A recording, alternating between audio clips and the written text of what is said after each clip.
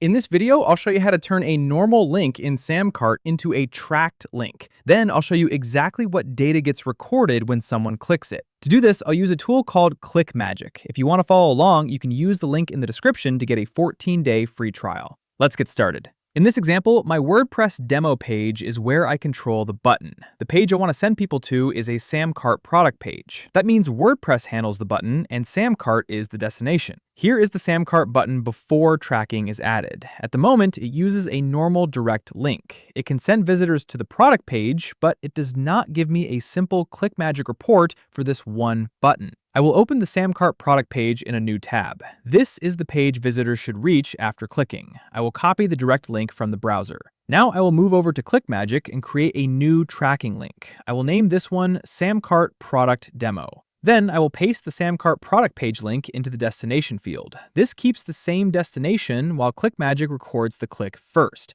After that, I will save the tracking link. ClickMagick gives me a new tracking link to use on the demo page. I will copy it and return to the WordPress editor. Now I will open the settings for the SamCart button.